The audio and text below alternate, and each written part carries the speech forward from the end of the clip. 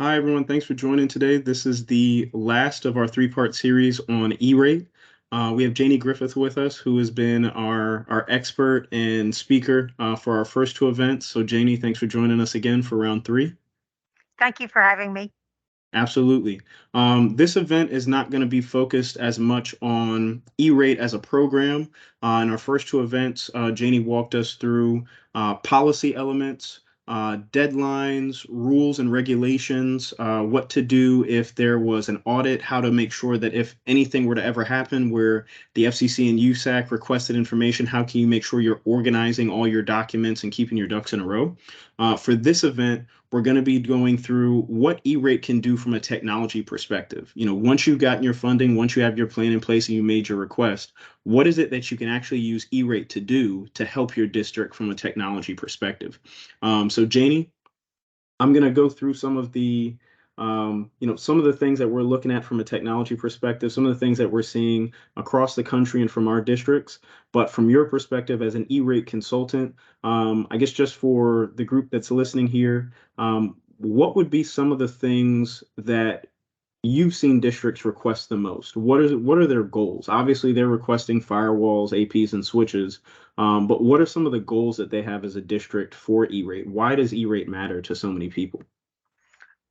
ERate is very essential to a lot of districts because it provides them the extra funding that they may otherwise not have to be able to buy those access points, to have wireless throughout their district, and to have the switches that they need to provide the infrastructure for their students so that they can move on and be a higher up in the state level where their grade that they get in, like in the state of Florida. If they didn't have the E-rate, it would be more costly to them. And the firewall, that's part of the SIPA. They got to have the firewall in order Mhm. to keep the students safe from everything that can happen to them out on the internet. But without the smaller districts, without the E-rate, they would struggle more than what they do now if they did not have the E-rate funding to help them secure what they need. Absolutely. And some of the things that have come up, just through, our efforts and our work with school districts, E-rate is really important for a lot of folks now because of so much. I don't want to call it digital transformation, but I guess the continuing digital evolution. Every industry, every sector, every organization has requirements now or more demands from their customers or their end users, and of course for education, that's your teachers, your students, and your parents. That are all wanting to see more in regard to technology or greater access, which is obviously going to come through technology. I have a presentation. I wanted to go through it with you, and just wanted to see what was in here that you felt that maybe was on base, and maybe where I may be off a little bit. Some areas where maybe E-rate is not maybe as limited as I may think it is, or maybe not as expansive. Okay. So one of the big things that has come up is there's been a massive push from the end of COVID with all of the efforts in distance learning that were forced on us during the pandemic. There's been a really big push to expand broadband resources. But something that's going to come from the expansion of broadband resources is that IT directors and schools are now going to have to manage more non-district or non-school devices and resources. So we're seeing them, being asked to deploy mobile hotspots and things like that in underserved communities. There were some schools that we worked with in certain parts of the southeast where you could be at the end of one street, and at the top of the street, people were able to get, let's say, AT&T cell service. At the end of the street, nobody's able to get cell service.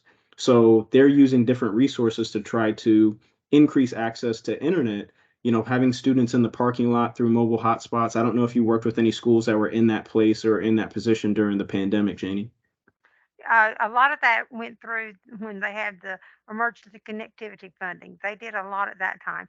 And Hmm. also I think a new push is to have access points and all on in hotspots on buses, so students can continue their education on their way home. They can, if they don't have internet at home, they can have Hmm. access to be able to complete their homework on their bus ride home. And the hotspots is something there again. You had to jump through all the hoops for the federal government and make sure that they were a needy is not the right word, but they fell within the parameters of not being able to not having the access at their home, not having the access, not having the tools, the laptops, uh, tablets, or whatever to be able to continue. And that's where the emergency connectivity funding did step in and help there. Now, on the E-rate side, it still is, they do not provide, they are not providing. The tablets, the equipment they will provide. They are looking into doing the hotspots, but Mhm. we're still waiting for the FCC um, to get there with it. We're waiting to see what's going to come out. Definitely. Well, I think even if the FCC doesn't respond to that or does not give that approval, because we know they usually take a while in regard to the reviews and the approvals for new eligible items. Something that I think is really a challenge that districts are going to have to deal with is as you have more connectivity in more places and more people, whether in the school or from outside of the school community, that are connecting to those devices, that creates more traffic, that requires more bandwidth, and that also creates new security challenges. And I guess new is not the right term, but more. And that's always a challenge you have when you're bringing in devices and resources from third parties or from outside of, your world. But as we continue to expanding access on campus or the ability to connect back to that school network is always going to expand your concerns. And it always is going to lead you to have to provide or put out more effort to make sure you can support that. That's Um, correct. They have to, and a lot of districts are doing the bring your own device. So when mhm. you bring your own device, then you have to have all the protocols in place with your equipment. You have to have the ability with the equipment that you have to be able to scan that device and make sure that they're not bringing a virus into your environment. It's a very high priority. Definitely. And I mean, we went through some of these things on this slide here. Greater access to school resources at home, whether that means providing, I know for some districts, they actually provided mobile hotspots to students to take home with them. I believe in the state of Florida, there is an effort for, I believe it's trying to remember exactly who it is. There was a push to have a state-supported internet program. I think that's still in like the early stages of its planning, but it would be for students in areas that struggle to get reliable connectivity. As you mentioned, Janie, the connectivity on school buses, that's been a big one. And we've seen a lot of districts trying to expand that. Better access to internet at recreational spaces has become something that's also been bigger, especially with students, the STEM programs, different extracurricular initiatives.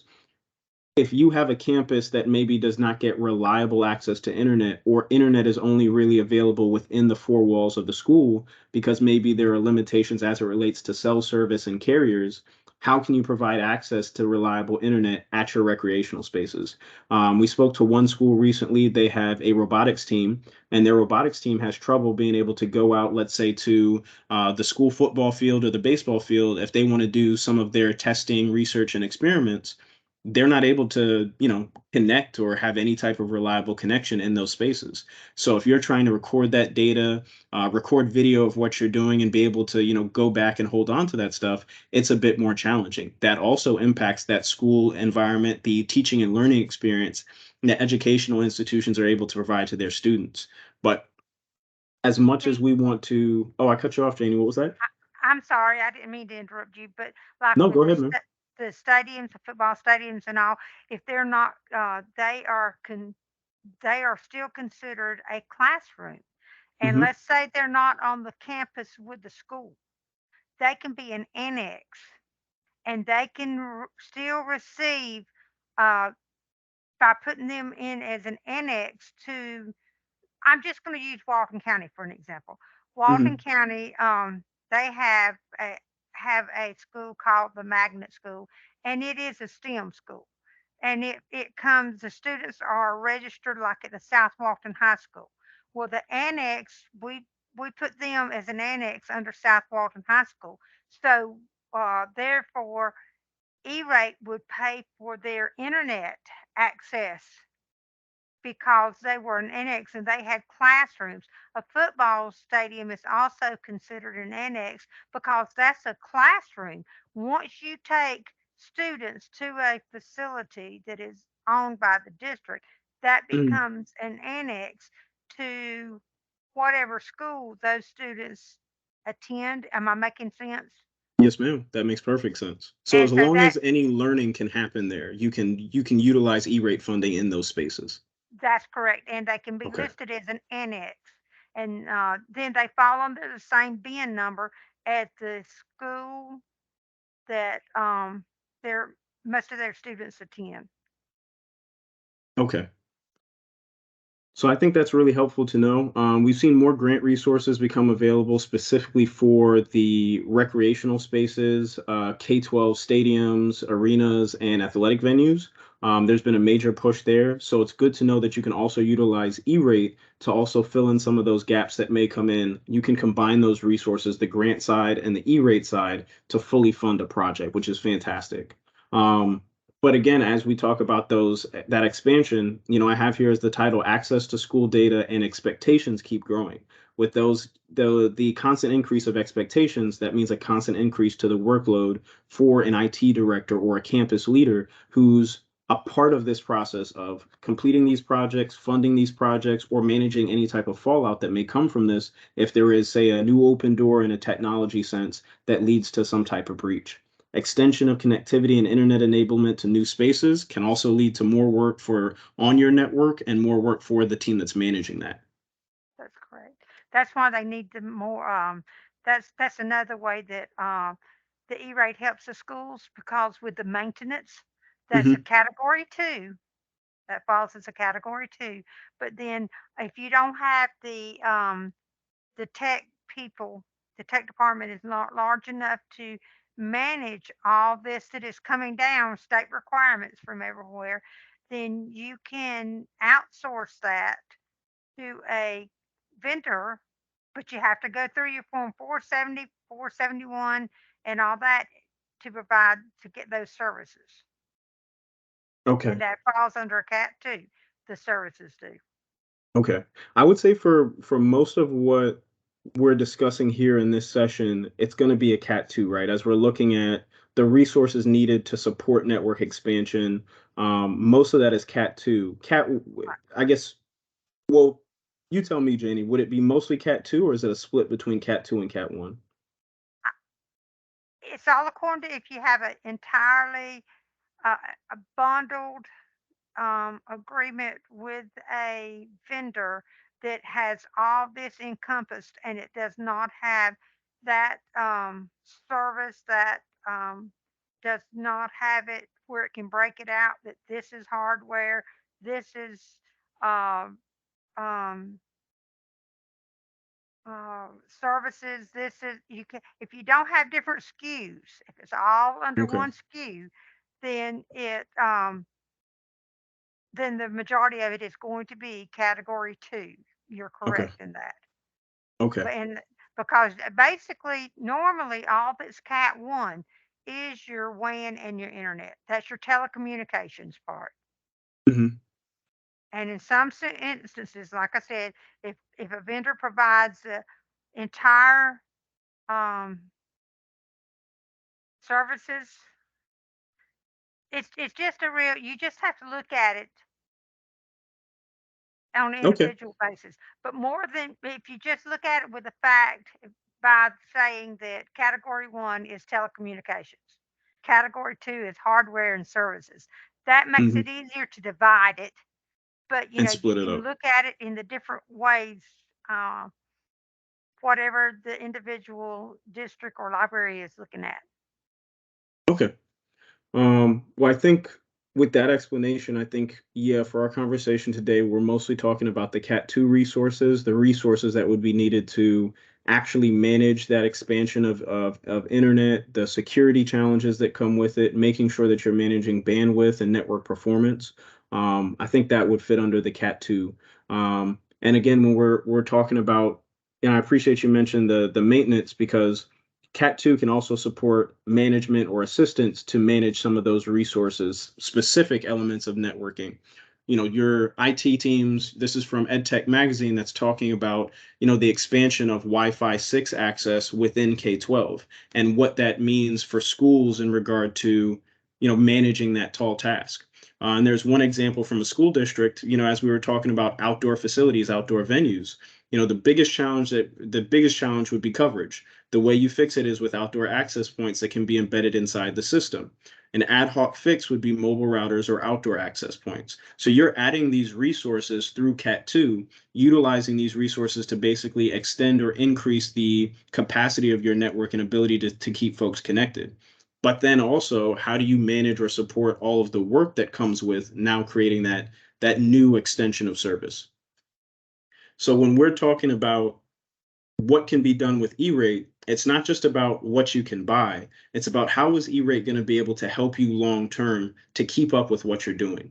We've heard some folks, as it relates to ESSER funding, have challenges because they started maybe a new academic program utilizing ESSER dollars, something related to COVID response, or maybe the way that the course was delivered as it relates to distance learning.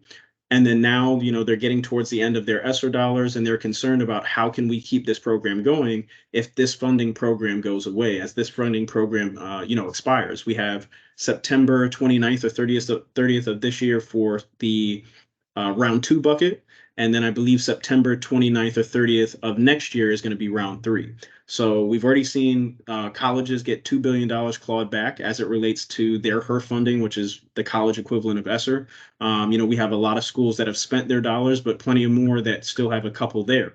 So as we're looking at, what you can do, you have ESSER, you have grants, you have E-rate. What can E-rate do? E-rate also covers managed resources, allows you to have specific and a narrow set of managed services as it relates to firewall and network management specifically within the E-rate program. Janie, what I put here as far as managed solutions that can be E-rate eligible, is this accurate or did I misstate anything? That looks good. Yes, what you have here is correct.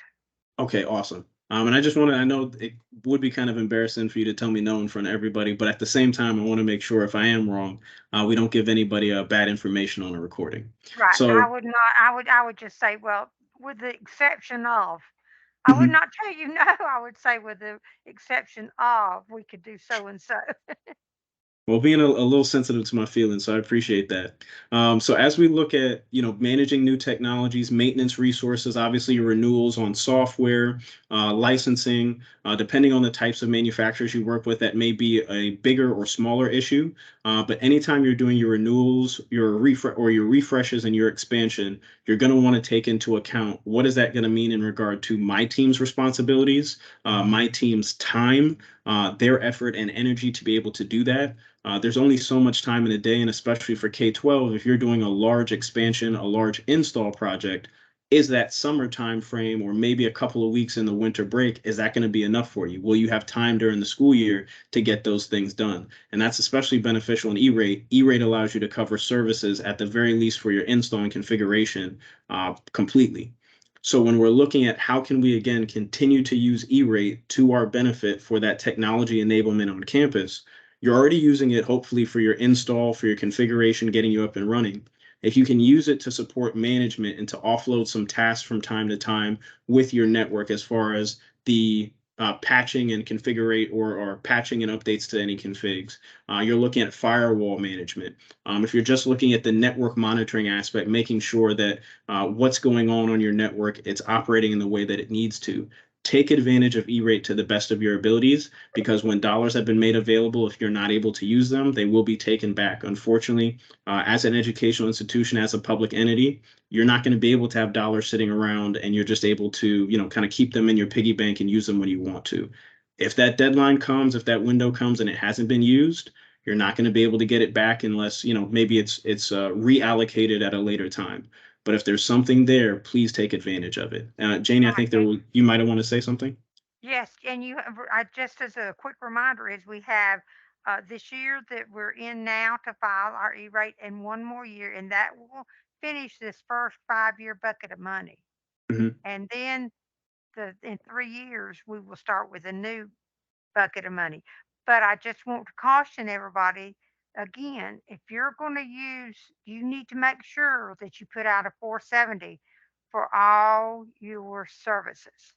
Hmm. Because if you in your on your 470, if you do not list it, you can't do a 471 and request managed services. Absolutely. That's And that goes back to I think the second session that you did in regard to that planning cycle, making sure that you meet your deadlines, starting your planning process early. Whoever's involved in that, IT, federal programs, the finance office, or maybe even the superintendent's office as well. But whoever is involved in that planning, what is it that you need from your technology, and what type of technology is going to be needed to do that? And as Janie's saying, you want to make sure that you include in that 470 request every single thing you're going to need. So when we're looking at, what are schools using technology enablement to do? What content materials, what resources do schools want to make available? Um, you have a variety of applications, your LMS platforms, personalized teaching and curriculum resources, active learning technology. Of course, your smart boards are internet connected, interactive projectors. We work with schools and those resources. All of those are going to be connected to the internet. Even if you're using printers, even those small devices, those are still all connected to the internet. You need to make sure that your network is robust and strong enough to support all of these different devices, technologies, and demands. And especially as distance learning, for some areas that are seeing kind of a return of COVID, as well as other areas that just want to have a diverse array of teaching and learning tools available to them, just because maybe their district has use for that, depending on the demographics and the community.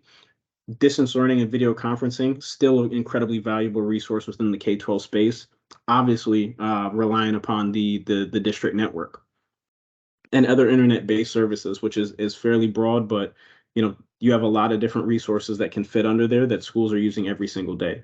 So when we talk about the expansion of the network, expansion of connectivity in K-12, there are real day-to-day applications and impacts that come from this. And if we as solution providers like DOF, K-12 leaders like some of the folks that are on this call, folks like Janie, who's an E-rate consultant, if we're not all working together to figure out what is needed to form that technology foundation, to expand it, to strengthen it, maybe to repair it, depending on where it's at. A lot of these things, your active learning technology, your distance learning and video conferencing solutions, even your LMS platform, as LMSs continue to evolve and become more complex and more robust, don't want to take the risk of having something that fails one day because the network was not supported and strengthened in the way that it could have been. And especially with E-rate, Cat 2 directly speaks to um, strengthening, supporting, and expanding that network over time so you can keep doing the things that you need to do. And we've come to the end here. I think, Janie, was there anything that I might have missed on? No, sounds awesome. You were right spot on with all of it. And there again, I just can't emphasize enough when you do your Form 470, I call it my wish list. You wish you put everything down there that you would like to have, knowing that you only have $50,000 to spend, Hmm. but then you can go back and figure out what you do not have internal monies for, but yet you can use your E-rate money for, and because they work hand in hand. But just make sure that you get that wish list done. Then you have time to do your Form 471, and then you have a better pricing from your vendors. The more you ask for when they put in their bid, then you are going to get better pricing, and you can use your other funds from your district to provide the items that you can't afford with your E-rate. Okay. All right. right. We do have a Q&A session. If anybody has questions, we're just going to leave this open here for a few minutes. But this, of course, will be recorded. We'll make this available on Service Driven University, our YouTube channel for DOF. You can also find it on our LinkedIn, or go back to the events page where you did your registration and find it available there. Please feel free to share it with anybody that you might want to connect with. But also, if you have questions that come up after this, feel free to reach out to us. You can reach out to me, Saeed Gordon, sbgordon at dofcreations.com. You can reach out to me directly if you want us to connect you with Janie Griffith. As always with ERate, we have to be separate from Miss Janie, of course. She's a standalone entity as an ERate consultant, and of course, DOF is a standalone entity as a vendor partner. We are not working in tandem or anything like that, but we can make a referral to you, and she can take you the rest of the way.